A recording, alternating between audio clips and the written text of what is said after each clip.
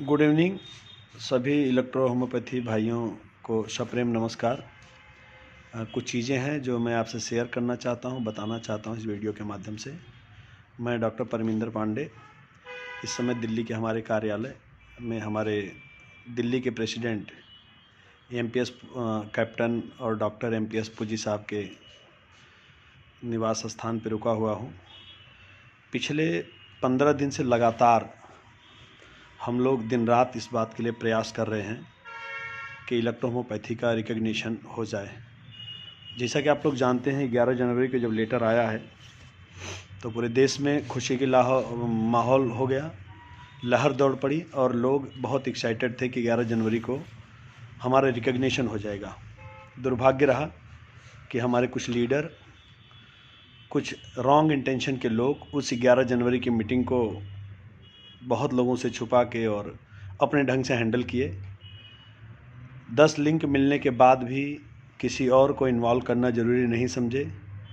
उनके समझ में जो कुछ आया या अपने हिसाब से जो कुछ समझे आरडीसी के सामने प्रेजेंट किए, लेकिन बहुत अधूरी बात कह पाए, अपनी बातों को रख नहीं पाए, अपने साक्ष्यों को रख नहीं पाए, जिसके वजह से आरडीसी ने कुछ और समय दिया रिकग्निशन को लेकर के। इसी दौरान हमारी मुलाकात डॉक्टर केपी सिन्हा साहब, प्रभाकर श्रीवास्तव और उनकी टीम से हुई, जो कैंसर को लेकर के पूरे देश में तहलका मचाए हुए हैं और बहुत सारे लोग बड़ी उम्मीद से उनके तरफ देख रहे हैं। जब उनका आश्वासन मुझे मिला कि हेल्थ मिनिस्ट्री से श्री अश्विनी कुमार चौबे जी इस पैथी के ट्रीटमेंट से बहुत प्रभावित हैं, तो हमने पूरी कोशिश की कि हम अपनी वेदना उनके सामने रख सकें और लगातार इस बात के लिए हम लोग लगे रहे कि हम उनसे एक मुलाकात करके और अपनी बातों को रख सकें। भगवान ने वो दिन दिखाया और आज दिन में हमारी मुलाकात उनसे हुई। कल हमने अपने पूरे देश के साथियों को इकट्ठा किया जो इलेक्ट्रो होम्योपैथी को चाहने वाले थे। लगभग 22 स्टेट से 43 साथी कल की मीटिंग में उपस्थित हुए। आपस में विचार विमर्श हुआ और हमने अपनी बातों को बताने का निर्णय लिया।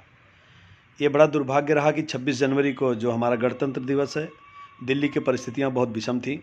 किसान आंदोलन के नाते परिस्थिति बहुत ख़राब होने के बाद भी 11 बजे तक गाज़ियाबाद की ऑफिस में, जहां प्रभात श्रीवास्तव जी ने व्यवस्था की थी, हमारे सारे साथी पहुंचे और पूरे दिन के मंथन के बाद हमने ये निर्णय लिया कि हम किसी भी हालत में कल अश्विनी कुमार चौबे जी से मिल करके अपनी बातों को रखेंगे, अपनी वेदनाओं को रखेंगे और अपने साथियों से मुलाकात करवाएंगे।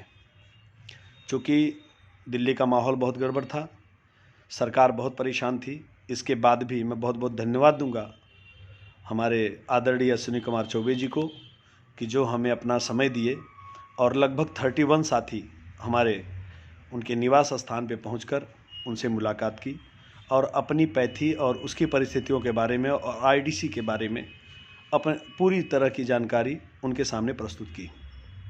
यह बहुत सौभाग्य रहा कि पहले से हमारे बारे में चौबे जी जान रहे थे और उन्होंने हमारी टीम को आश्वासन दिया कि आप बिल्कुल परेशान मत होइए, मैं पूरी कोशिश करूंगा कि इस पैथी को मान्यता मिले और उस दिशा में जो भी प्रयास होगा वो करूंगा।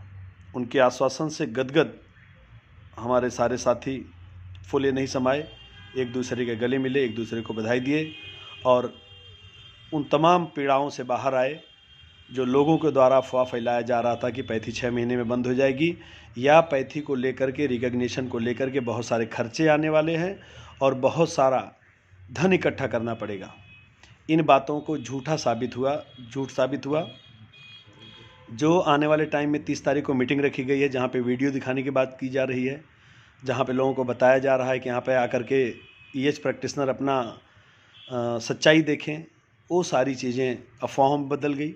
वहाँ पे इस तरह का कुछ भी न होने वाला है न होगा, क्योंकि अब रिकग्निशन का मसला सीधा मंत्रालय में हेल्थ मिनिस्टर साहब के पास है, आईडीसी कमेटी उसके अधीन है। यहाँ पे किसी तरह के फंड और किसी तरह के कंट्रीब्यूशन, किसी तरह के चंदे के धंधे का कोई अवसर नहीं है। और मैं आप सभी लोगों से अपील करता हूँ कि अब आप लोगों को 30 तारीख को बिल्कुल दिल्ली में आकर के कोई वीडियो देखने की आवश्यकता नहीं है, किसी संगठन में जाने की ज़रूरत नहीं है। आप जहाँ पे भी हैं, जिस संगठन में भी हैं, जिससे भी जुड़े हुए हैं, वहाँ जुड़े रहिए। मान्यता किसी एक को नहीं मिलने वाली है, मान्यता मिलेगी तो पूरी पैथी को मिलेगी, पूरे इलेक्ट्रोहोम्योपैथी समाज को मिलेगी। इसलिए आप लोगों से रिक्वेस्ट है कि आप किसी के बहकावे में न आएँ, किसी के भ्रम में न पड़ें और किसी के जाल में न फंसें। आप अपने जगह पे प्रैक्टिस करिए। रहा सवाल क्लिनिकल एविडेंस का, क्लिनिकल एक्ट का, तो ये जो चीज़ों की आवश्यकता होगी, आज जो पूरे देश से लोग हमारे साथ आए थे, उन्होंने एक वचन लिया है कि हम इस तरह के जो भी डाटा होगा, जो भी चीज़ें होंगी, उसको हम प्रस्तुत करेंगे, उसको हम उपलब्ध करवाएंगे और उन पूरे चीज़ों के साथ जल्दी ही हम आरडीसी के समक्ष अपनी बातों को रखेंगे, अपनी चीज़ों को रखेंगे और मान्यता की दिशा में जो भी परेशानी हो रही है, हम उसको सॉल्व करेंगे। और ये सारा काम बिना किसी कंट्रीब्यूशन के, बिना किसी खर्चे के, बिना किसी धन उगाही के होगा और उसके लिए हमारी पूरी टीम केपी सिन्हा साहब के नेतृत्व में कृत संकल्प है। अगर उस दिशा में ज़रूरत पड़ी तो हमारे बहुत सारे साथी हैं जिनके पास भगवान की कृपा से बहुत सारे फंड हैं, बहुत सारे पैसे हैं, जो कंट्रीब्यूट करने के लिए तैयार हैं।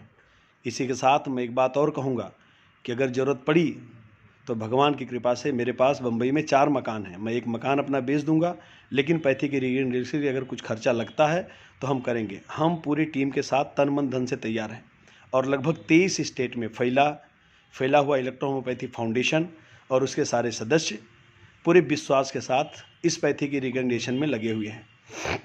मैं आप लोगों से रिक्वेस्ट करूंगा, अगर आप कुछ कर सकते हैं तो सिर्फ इलेक्ट्रोहोम्योपैथी फाउंडेशन को ज्वाइन करिए। आप जहां पे प्रैक्टिस करते हैं, जिस स्थिति में हैं, जो भी कर रहे हैं, बिल्कुल अपने काम में ध्यान दीजिए, काम करिए। रिकग्निशन ज़रूर मिलेगा और वो भी बिना किसी शर्त के मिलेगा और जो कुछ मिलेगा वो सबको मिलेगा। इसलिए कुछ चंद नेताओं या चंद नेगेटिव थिंकिंग के लोगों के चक्कर में ना पड़ें, उनके साथ किसी तरह का व्यवहार न करें या किसी तरह का अपना नुकसान न करें। आप अपनी प्रैक्टिस पे ध्यान दें। इलेक्ट्रोहोम्योपैथी फाउंडेशन कृत संकल्प है आप लोगों को रिकग्निशन दिलवाने के लिए, जिसका सारा सोशल मीडिया, पत्र, पेपरों में या जो भी माध्यम हमारे पास उपलब्ध है, उस माध्यम से हम आप तक पहुंचने की कोशिश करेंगे। हम आपको बताने की कोशिश करेंगे कि आपको चिंता करने की आवश्यकता नहीं है। पैथी 100 साल से है और आने वाले कई 100 सालों तक रहेगी। इसको कोई बैन नहीं हो सकता। आपको ये जानना चाहिए, आप पढ़े लिखे हैं, कि किसी साइंस को कभी कोई बैन नहीं कर सकता है। आईडीसी कमेटी जो बनी है एक मॉनिटरिंग कमेटी है। इस कमेटी में पावर नहीं है कि हमारी साइंस को बैन कर दे। जिसके पास सुप्रीम कोर्ट का आर्डर हो उसको बैन नहीं किया जा सकता। और आज हम लोग अपनी बातों में, आनंद सिन्हा जी ने बताया भी कि हमारी पैथी को सुप्रीम कोर्ट से मान्यता मिला हुआ है। अब लेजिस्लेशन बनाने की ज़रूरत है ताकि हम लोग जो है लीगलाइज हो सके। एक्ट बनाने की हमारे लिए आवश्यकता है। तो एक बार फिर आप सब लोगों को बहुत बहुत धन्यवाद दूंगा और आप लोगों से, उन चंद लोगों से दूर रहने की अपील करता हूं जो इस मौके का फ़ायदा उठा करके किसी तरह का धन उगाही करने की कोशिश कर रहे हैं, कलेक्शन करने की कोशिश कर रहे हैं, आप लोगों को डरा धमका रहे हैं कि पैथी बंद हो जाएगी, प्रैक्टिस बंद हो जाएगी, जबकि ऐसा कुछ नहीं है। सारी चीज़ें सोशल मीडिया पे इस समय जा रही हैं, आप लोगों के पास तक पहुंच रही हैं। अगर आप कुछ कर सकते हैं, अगर आप कुछ करना चाहते हैं